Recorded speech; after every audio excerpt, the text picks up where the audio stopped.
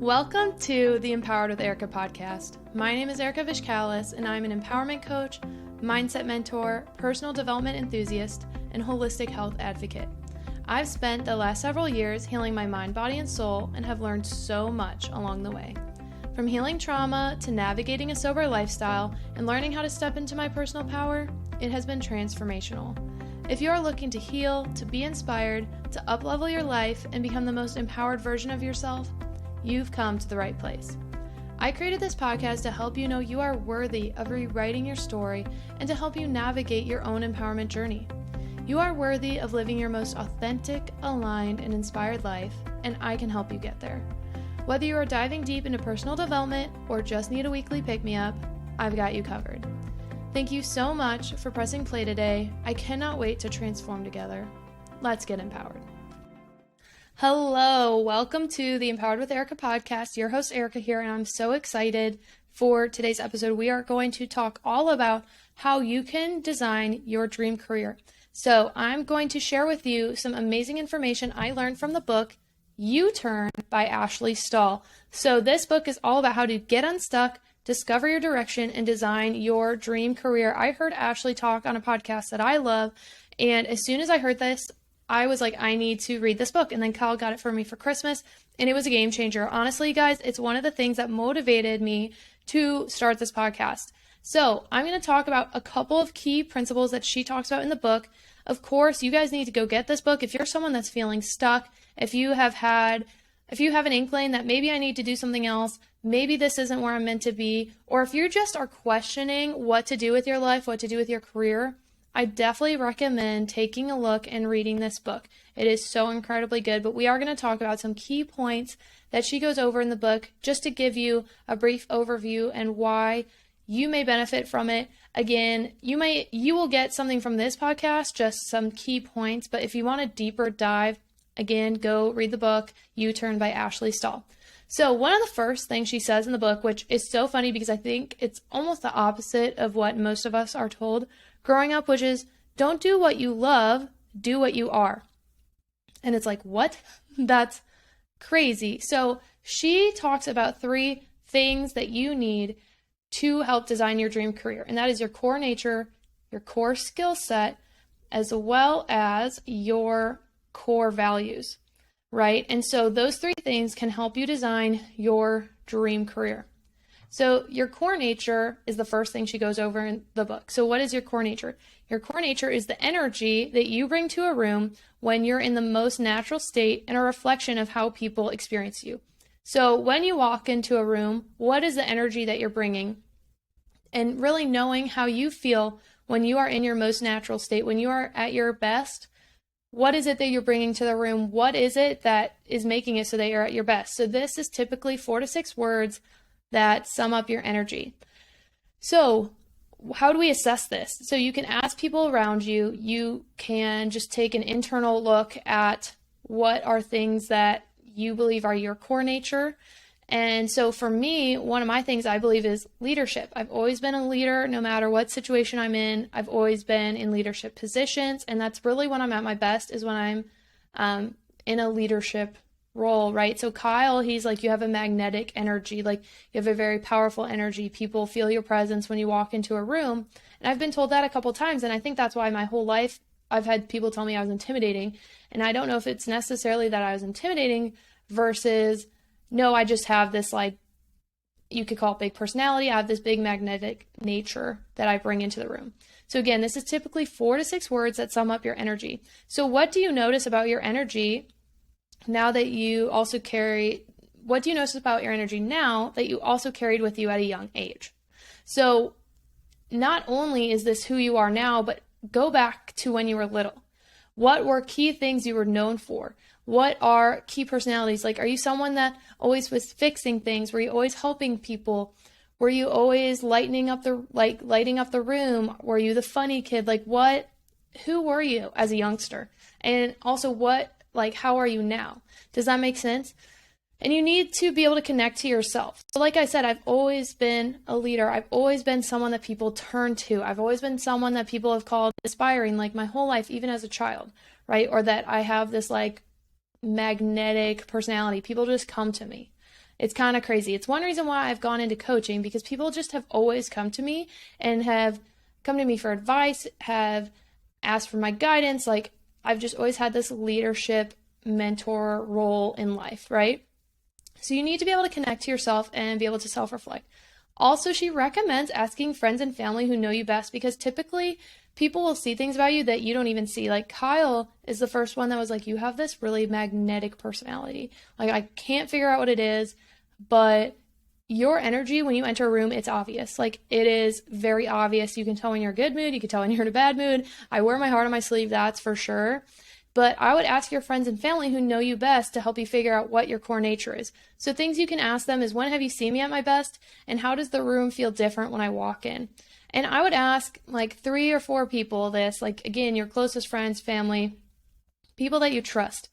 And then I would also look at your fears, your blocks, and your limitations about who you should be and what keep us from they are. So you look at your fears, your blocks, and limitations, because those often are going to hold you back from who you are meant to be.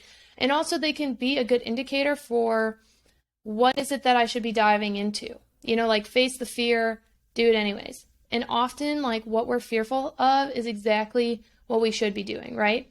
So she also recommends thinking of, what was your first memory of success? Can you go back to a time of the first time you felt really successful, and why did you feel successful? What was it about that memory that made it come to your mind? You know, so one thing she says, and I thought this was really great, this is a direct quote from the book: it takes courage to step into your core nature when your career isn't working for you, and sometimes that means giving yourself permission to leave where you are. So I'm going to repeat that. It takes courage to step into your core nature when your career isn't working for you, and sometimes that means giving yourself permission to leave wherever you are. And so something she talks about, like I said at the beginning of the book, she goes, don't do what you love, do what you are. And that's pretty much the exact opposite about what we've been told our whole life. So she talks about the passion myth, which is, leading up to college, people have told us to follow your passions and do what you love. But she says there's a big difference between what you love and who you are. So there's a difference between being a consumer and being a producer. So the example she used, she's like, I love clothes, I love fashion, but I love buying clothes. I am never someone that should design the clothes. And that's going to go into our core skill sets, which we're going to talk about next. So you need to have more than just passion to be successful or to be fulfilled. I think often we go with, oh, what am I most passionate about versus what am I best at? And that's something I've been thinking about with myself. You know, I went into the health field and I do really enjoy it. I'm very passionate about it. But if I look back at where I was in high school and what classes I excelled in English. I excelled in history. I excelled in those types of liberal arts and in journalism. And I'm like, that's interesting. Like, did I potentially not go into what I was naturally best at? You know what I'm saying? So that's just something to think of. You need to consider your core nature, your core skill set, and your core values. So she also talks about the experience myth. So first, the passion myth, leading up to college, follow your passions, do what you love. She's like, no, that's not the case, because a lot of people love stuff that they should not be doing. Like, I love music. I probably shouldn't be a musician. I mean, some people might argue that, but I have some musical talent, but I don't know how to songwrite. I'm not proficient in an instrument. I think I have a decent voice, but that's just not, that for me, that's a hobby, right? So then we go into the experience myth. So a lot of people think that your years of experience or the lack of experience or the amount of experience you have is going to make or break whether or not you are qualified for a job. And she says that natural talents will always outmaneuver years of experience. So who you are, your natural gifts are always what wins with work. So the culture of proving ourselves, this is a direct quote. I love this quote. The culture of proving ourselves keeps us from really doing our best work, let alone discovering who we are at work and our core nature. So oftentimes, people will hold themselves back from pivoting or from going what they really want or going after what they believe they would be good at because either they think that they don't have enough experience or they have too much experience in one area and they don't think it's going to translate to a new area, right? So that can be really difficult, especially when you are someone that has been maybe looking to pivot. And like, say for myself, okay, I've been a college athletic trainer since I graduated in 2018, so at 4 years now. And before that, I have a graduate degree in athletic training. Most of my experience was at the college level. So if I were to pivot to something else, like, it would be, I don't want to say it would be difficult, but I can see how it'd be difficult to make that pivot, especially really just the mental block I could have, because it's like, well, this is all I've done. I haven't worked at a high school. I haven't worked at a clinic. I've only been an athletic trainer. So how am I supposed to move to a different area? Okay, but look at the skill sets that you cultivated while you're in your current job, right? So for me, I would say, I've learned problem solving skills. Like, athletic trainers have to be great problem solvers. They have to be great communicators. They have to be a good team player, because you have to work with so many different people, right? So those are all things that, technically I wouldn't have years of experience in another career path, but my natural talents and the experience that I do have in my role would translate to something else, right? So think about that for yourself. If you're looking to pivot, but you're like, oh my gosh, well, I've been in my job for so long, how could I ever leave it? Or this is all I've done, I've only been in this one area. Well, think about, like, what have your natural talents, like, what talents have you cultivated? What skills have you cultivated that you could translate and apply to something else, right? So she talks about how getting started is the toughest part of any goal. And I would definitely agree with that. I mean, even getting started with this podcast was the toughest part of the podcast, was just getting the ball rolling.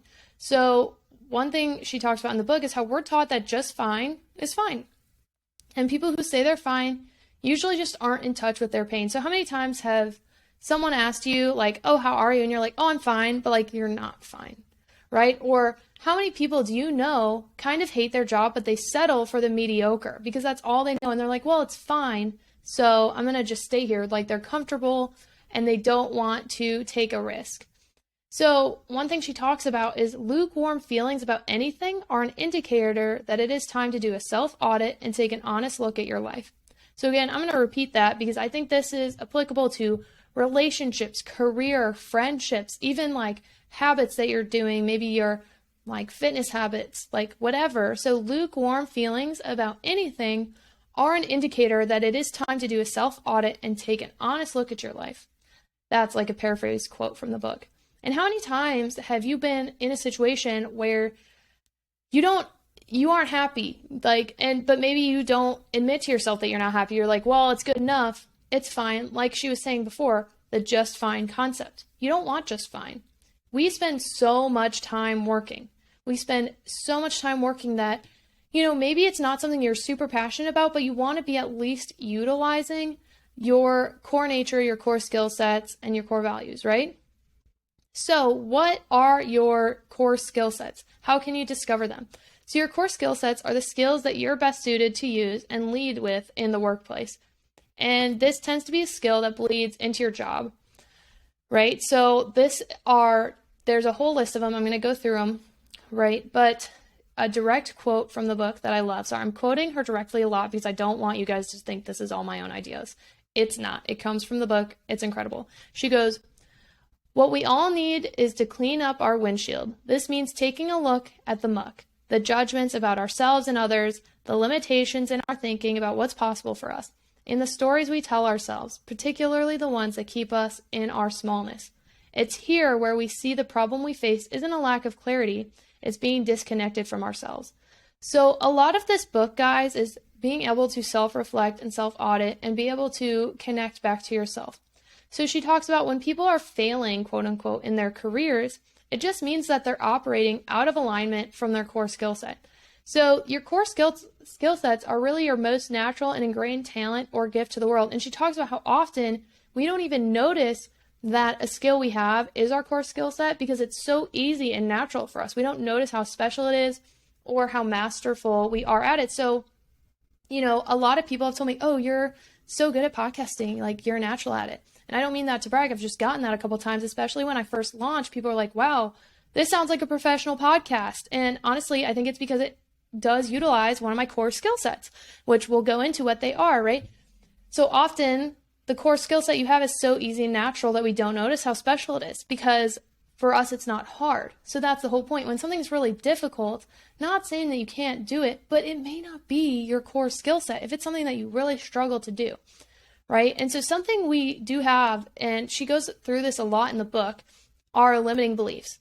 And it's really easy, and I've experienced this myself, to get stuck in the trap of, oh, it's a good job, or oh, I'll be wasting my degree, or oh, I'll have to start over. Those are very common limiting beliefs when someone needs to make a U-turn, but maybe they haven't yet.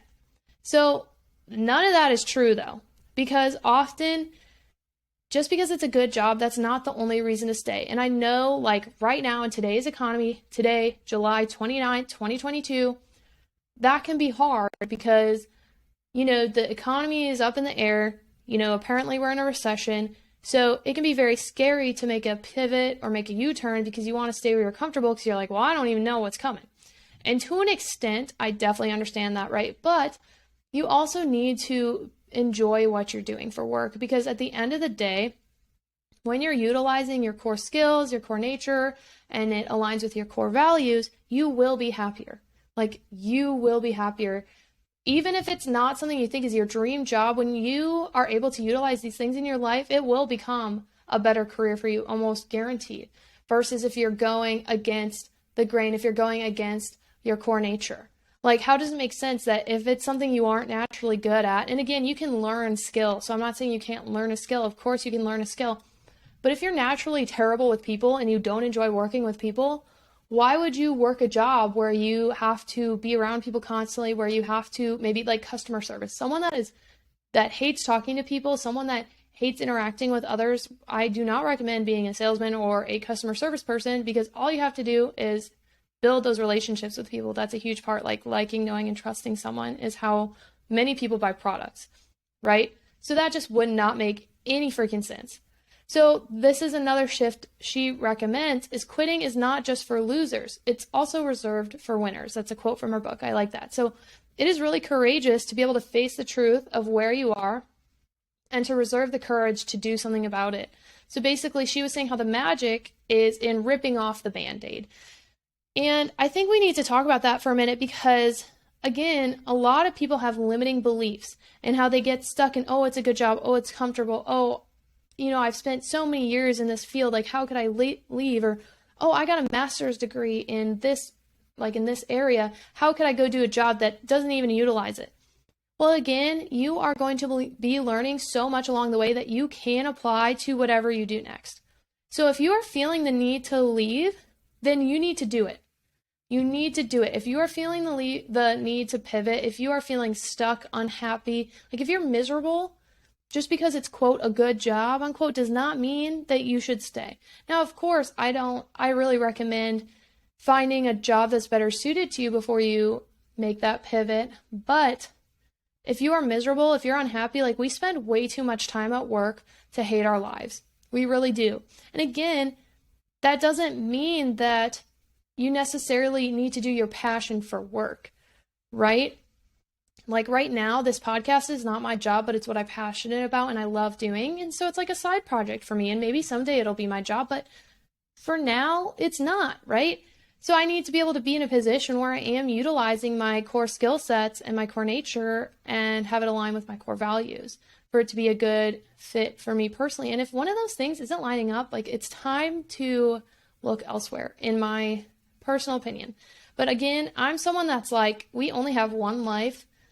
Live it to the fullest. Don't be stuck at a job you fucking hate. Like, that just makes no sense to me. And she talks a lot about trusting your intuition. I mean, it's hard to explain that, but if you are feeling unhappy, if you're feeling the need to pivot, if you're looking at Indeed or LinkedIn a lot more than you used to, if you're unhappy every time you go to work, if you on your drive into work are like, oh my gosh, I'm dreading this, or if every day you leave unhappy and miserable, I would look at your intuition. I would take a look at your gut. What is your gut saying? Is this really a place you want to be? Potentially not. So she talks about, when is it time to quit? And this is another quote from the book. When you've exhausted all growth in your job, you're no longer sharpening your core skill set, the one you will carry with you throughout your career, or when you're in a bad mood at work beyond the point of no return, it's time to quit. When we don't quit, we end up burning out. So, how many of us get exhausted in our jobs, or we don't have any growth? Like, you don't think that you're going to be able to grow any further, or you're no longer using your core skill set, or you're no longer expanding upon sharpening your core skill set. And when you're really in a bad mood all the time at work. I mean, I was just talking to someone about this. She just left, a good job for another opportunity. Now, let me tell you, the other opportunity, she was telling me, it's sick. I was like, fuck yeah, you should take that. But it was a scary transition for her. Why? Because one, moving across the country. Two, it would be it's in her field, but it's a different sect of her field. So there's going to be training involved. That's scary. It's scary when you're comfortable. Like, it's scary when you're comfortable somewhere. And even though you may not be happy, but it's easy. So why not just do this? No. If you are miserable, if you are not growing as a person, if you're not growing both in the sense of, there's no more promotions available, or my skills are stagnant, or when you're in such a bad mood all the time that you can't get out of because of your job or because of the work environment, like, if you don't quit, you'll burn out. And I've experienced this in my life. So what is burnout? This is a quote. This is the definition from the World Health Organization. Burnout is an occupational disorder as feelings of energy depletion or exhaustion, increased mental distance from one's job, or feelings of negativity. Wow, that makes no sense. It should be negativity, but it's not. Okay. Or cynicism related to one's job, and reduced professional efficacy. So essentially, if your energy is depleted or you're constantly exhausted, you are mentally distancing yourself from your job, or you're checking out, or you're constantly feeling negative or cynical of your job, and then honestly, you probably won't be as effective at your job, that is burnout. According to the World Health Organization, who is not my top organization at the moment, but that's another podcast for another day. So if any of those resonate with you, I would take a look. Am I burning out? Is it potentially time for me to make a U-turn in my life? Potentially. So now we're going to go over the 10 core skill sets. And she has more information about this in the book. Again, I don't want to just like copy and paste the book for you guys, but I am going to go over the 10 core skill sets and talk a little bit about them. More so, I'm going to give you examples of careers that utilize them, and then I'll tell you what I think mine are, okay? So the first one is words. So that can be verbal communication, like this podcast, or that can be written communication. So careers with that would be speaker, author, marketer, blogger. And then the next one is innovation. So that's going to be your entrepreneurs, your consultants, your insurance agents. Or I believe as well as, what's the word I'm looking for? Innovation, like people that design things. Not an entrepreneur. I mean, yes, an entrepreneur. Do you guys know what I'm talking about? The person that like comes up with a new idea for a product. I cannot think of the name right now. I apologize. The next one is building. So that's going to be architect, car mechanic, or a construction worker who's like great at building something or fixing something. The next one is technology. So that's those who work in IT, coders, artificial intelligence developers, that whole technology world, which is expanding right now. The next one is motion. So that's your personal trainers, your physical therapists, tour guides, dancers, athletes, basically people who are in motion for their job. Next is service. So that's going to be customer service representative, community manager, a personal assistant, people in the healthcare field, like jobs that you are providing a service for someone or you're being of service to someone.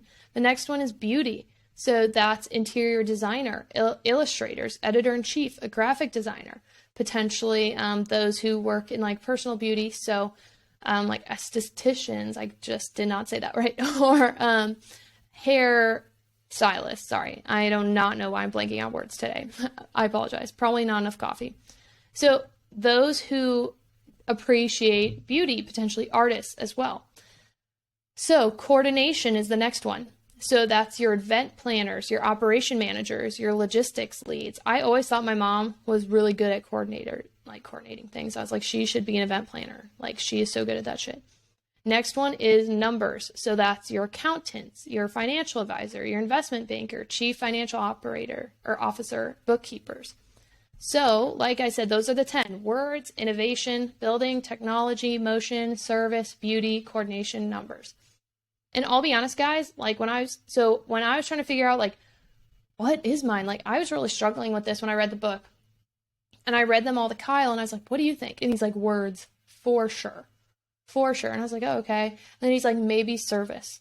I was like, okay, cool. And I was thinking about that when I've been at my best, words has been a huge part of it. So again, that's one reason why I started this podcast. I was like, oh, I think I could utilize my words to make an impact and to help others. And that's where service comes in as well. So she says that it's often common for you to have like a primary core skill set and then a secondary core skill set. So you can have anywhere from 2 to 3 like core skill sets. And she says there's usually one that rises to the top and then 1 or 2 that are like your secondary and tertiary skill sets. So for me, I think mine are words and service personally.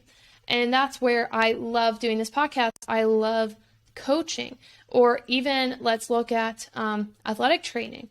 In a way, I do use words and service. I think service would probably come before words, but at the same time, you have to be a very good communicator in athletic training because you are working with such a large group of people and you're kind of that middleman that helps make sure that everyone knows what's going on, right? So questions to ask yourself when you're trying to figure out what are my core skill sets? When am I at my best? Where do I make the most impact in people's lives? And then you can ask someone else, what do you think is my best skill set? And like I said, you can have both a primary and a secondary skill set. So something else that she talked about in the book, and I'm not going to go too far into this because honestly, I think this is a podcast in and of itself, but you want to be able to unlock your money blueprint. So what does that mean? We all have money stories that are pretty imprinted into us based on what we saw in childhood. So do you have a negative money mindset, a positive money mindset? This can create limitations. So what are your automatic thoughts about money? When you think about money, are you in scarcity? Are you thinking, oh my gosh, I never have enough. Oh, my bills are barely getting paid, or oh, I don't make enough. Are you automatically in a negative mindset or in a scarcity mindset where you never know where you're going to get enough, or you always think you're going to lose it, or oh, I'll never be up for a raise? Because it's really important when you're designing your dream career that you rewire those thoughts. You want to go from negative belief to a positive belief. You want to have, instead of a scarcity money belief, an abundance money belief. And that's hard. It's hard because it's very naturally ingrained in us, in my opinion. That's one of the reasons I think so many people are stuck, is because so many of us have been told how scarce money is. And I think that is honestly, again, this is a whole podcast in and of itself, but I think that's why so many people who grow up in potentially like wealthier homes are also able to stay wealthy. And it's not only because, yes, they have more opportunities. They are, to an extent, given an advantage. Like, I think it's obvious they're given an advantage. But when I was reading the book, Rich Dad, Poor Dad, one thing that really stood out to me is it's the different in mindset of someone who is wealthy versus not. And I really do believe that money is just energy. And so if we can have an abundance mindset, it's key. And so you need to choose these new beliefs, and you need to rewire these old beliefs into new beliefs to create a new future. Like, you're not going to be able to create a new future with old beliefs. So that's a whole nother thing. That's a pretty intense chapter. She has you take a quiz, all this stuff, but I really want you to dive into that in the book. And maybe we'll talk about money mindset more in another episode.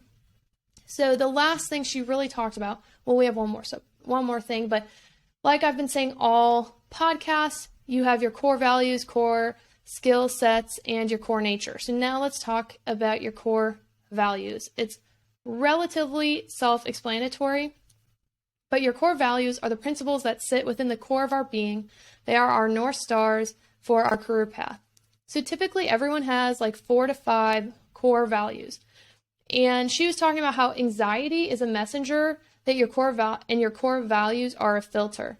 So she was saying that anxiety and panic are friendly indicators that it may be time to make a U-turn. If you're getting anxiety about something, if you're panicking over something, it's a good indicator that it's not aligned with your core values.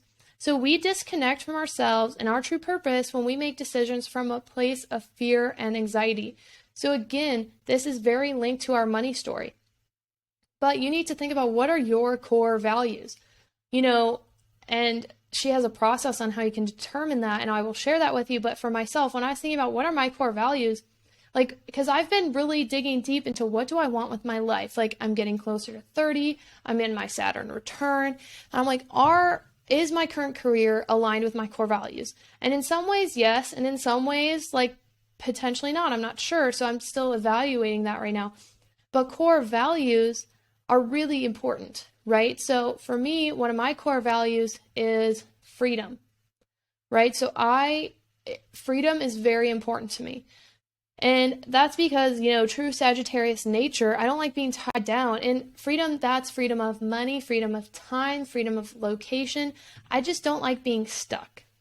To me, freedom is incredibly important. I like to be able to make decisions in my own accord, right? Or of my own accord.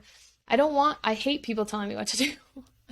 Literally hate it. And so that's one reason, though, why my job has been good, is because my boss gives us a lot of freedom. He doesn't micromanage us, and that's incredible, right? So that's one way it does align. So another value of mine, honestly, I would say is like adventure. And my career does, to an extent, align with that because things are always changing. You're always getting new experiences. You're traveling. So those are two of my core values. I'd say, oh shoot, I didn't write them down, but there's like a huge list that you can go through. Integrity is a big value of mine. So integrity, honesty, as well as like abundance. Abundance is a big value of mine. And so if something isn't abundant, or if there's like a cap, that's really hard for me. So again, look at what brings you anxiety or panic, and that is an indicator that potentially something isn't aligned with your core values. So how can you determine your core values? And she says use up to 4 to 5 to filter if a career or job is meant for you. So how can you determine what your core values are? So she has a whole process in the book that, again, go to the book and use it. But if you want to do a quick one, she recommends looking up a core value list, like online. There's a ton of them. And typically these lists are very long. They're going to give you like anywhere from like 50 to 100 words, right? She recommends circling the top 10 words that are most innate to who you are at your core. So this is key, guys. 10 words that are who you are, not who you want to be, but who you truly are. What values are examples of who you are now? And then she says to write down the top 3 core values that you wish you embodied more. And then she says go into what activities give you the feeling of those values that you wish you embodied. So for me, podcasting does help me embody some of the values that I want to have, that I wish I had more fully, right?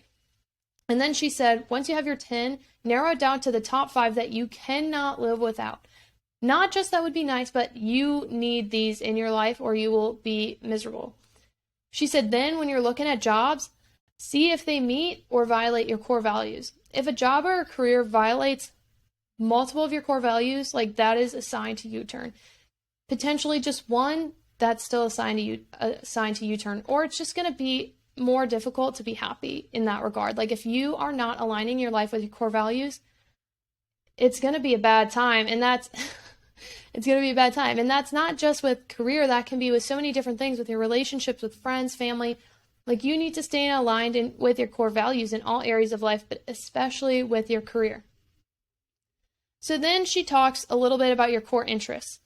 And she really says like your interests are like your intuition and your passions. So something that may give you a little hope, if you've been listening to this podcast and you're like, oh shit, I need to make a U-turn. Like I know that I'm not in the right position. What the fuck? I'm scared because like I don't want to leave my industry, or I don't even know what I do. Especially like someone like myself who's in athletic training. It's a pretty niche field. It's, in my opinion, when I had a limited mindset, I was like, how would I even leave if I wanted to? Like, what could I go to? Like, oh my gosh. But then I was thinking about all my core skill sets and like, oh, well, like I have this and I have this and I have this. So one thing she says though, and this gave me a lot of peace, and I think will give a lot of you a lot of peace.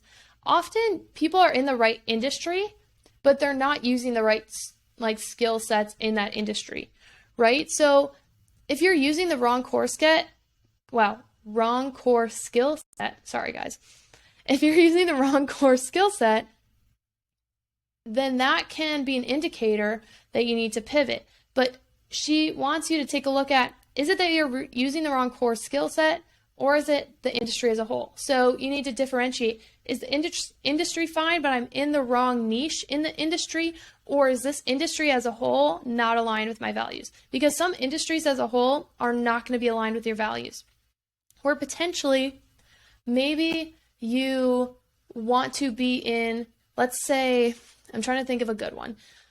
Let's say that you are someone that wants to be in the service field, but maybe organization is one of your top skill sets. So I'm trying to think of like a good example. Maybe you're someone that like wants to be a healthcare worker, but you realize, this isn't utilizing my core skill sets, but being the medical assistant where I can use my organization skill sets and I'm still helping patients and I'm helping the doctors, but I'm not the one physically providing care, but I'm still in the industry I like. That could be a good pivot for you potentially, right? So a small tweak can make a very large difference. And so I'm going to leave you with this, guys. And this is a direct quote from the book. I really liked it. People who love their careers have key bases covered. Their core nature aligns with the nature of their job. They are actively using their core skill set, and their core values have served as a filter for their choice of whether to accept the job they are in. So again, people need to have these three bases covered. They are using their core nature, and their core nature aligns with the nature of the job that they are in. They're also using their core skill sets, and their values have filtered whether or not the job aligns with them in their life. So if you're someone that's feeling stuck, if you're someone that's like, oh shit, I'm going to need to U-turn, that's okay. Get this book, U-Turn by Ashley Stahl. This is one of those books that I didn't write in the book, so I'm not someone that writes in books, but I had a notebook and I was doing all the exercises. So at the end of the chapters, she has exercises on, okay, how can I apply this? How can I figure this out? She has her own podcast apparently, and I think she has a whole coaching course. Like, she's a career coach. So if you really want to dive in, go to her. But this book was incredible. It changed my life. It motivated me to start the podcast. It's motivated me to look at, like, am I in the right field? Am I in the right area? Is this career something that's going to sustain me? Because guys, at the end of the day, like I said, we spend so many hours a day at our job, at our careers. You want to be happy. You want to be fulfilled. And you may not need to make a huge drastic change. Like she was saying at the end there, you may not need to make a total complete 180. You might just need to pivot 15 degrees to a different area within your industry. Or maybe not. Maybe you need to completely leave and do something else, but don't forget that you don't want to settle for just fine. You want to be happy and excited to go to work every day. And of course, we all have our bad days. We all have our bad days. But like that friend I mentioned earlier, when she was leaving her job to go to a new job, she was having some anxiety towards the end when she was about to make the move. And I definitely understand why. But if I took this formula with her, which I probably should have, I might send her this quote after, honestly, was she often wasn't happy. Like, she would share with me how she wasn't happy at work. She would share with me how the job had gotten super easy and she wasn't growing her skill set. She wasn't able to get out of the negative mindset of her job, right? Like, she often would not be happy because of her job or the people that worked there. And so if that's the case, that's a sign that it's time to leave. And even though it can be scary to pivot to something because you're doing something new, or you're taking on new roles, or maybe it's a promotion, maybe it's going to be a big change, a big U-turn. I know that can be incredibly scary, but that does not mean that you just give up. That doesn't mean that you just settle, because you don't want to settle, especially if you're young, especially if you're still in your 20s. I mean, again, you can U-turn at any time though. I mean, I forget all the names of all the people, but how many people have had success later in life? Like the founder of KFC, wasn't he in his 60s when he found success? J.K. Rowling, I think, was in her 40s when she wrote Harry Potter, or the first Harry Potter book came out. Like, just because, no matter what your age, if you are 15 and you're trying to figure out what you do, if you're in high school and you're trying to figure out which way do I go, if you are mid-20s, if you're having a quarter-life crisis, as they call it, and you're like, oh shit, I don't know if I went into the right direction after college, you're still young, you have plenty of time. Like, I'm 28 years old. If I want to pivot, I still have the majority of my career life ahead of me, right? Like, most people retire in their 60s. I still have probably good 40 years left, 30 to 40 years left. I want to make sure that I'm in the right field, just like y'all want to make sure you're in the right field. So again, this book was really incredible, and there's so many different areas we could go off on this, with money beliefs, limiting beliefs about yourself. and something I didn't really talk about, but she talks about in the book, is a lot of this is self-love, right? You need to be able to love yourself. If you do not love yourself, you're going to be more likely to stay complacent and stay in a place that you are not happy. Don't do that to yourself, guys. You deserve more. You deserve better. You deserve to be fulfilled and to be lit up by what you're doing, because again, we spend so much time in our careers. You want to make sure that you're happy. So I hope you enjoyed this podcast today. I hope you learned something. I hope that it resonated with you. And if you get this book, if you read it, if you enjoy it, please let me know. For those of you who are watching on YouTube, you see it's a yellow book called U-Turn by Ashley Stahl. I'll link it in the show notes. She's incredible. So good. I love listening to her share on Angie Lee's podcast all about the book. So pick up the book, guys, and figure out if you are in the career field you are meant to be in. And if you need to pivot, if you need to make a U-turn, that is okay. You are worthy. So this is why I'm talking about it on the Empowered with Erika podcast. It is empowering to be in a field that you love. Okay? Do not fucking settle. You are worth having a job, having a career path that lights you up and fills you up with joy, and still getting compensated well for it. That's where we got to switch to an abundance mindset. You can have both. You don't have to stay in a job you hate just to make money, or you also don't need to stay in a job you love that's making you no money. You are worthy of both making money that is going to be enough to live the lifestyle you want and be fulfilled and lit up in your career. All right, y'all. I will talk to you guys later. I hope you enjoyed the episode. Thank you for listening, and do not forget to stay empowered. Thank you so much for listening today. I'm so grateful for each and every one of you for taking the time to be a part of our community. Don't forget to check the show notes for the resources I shared in today's episode, and of course to connect with me on social.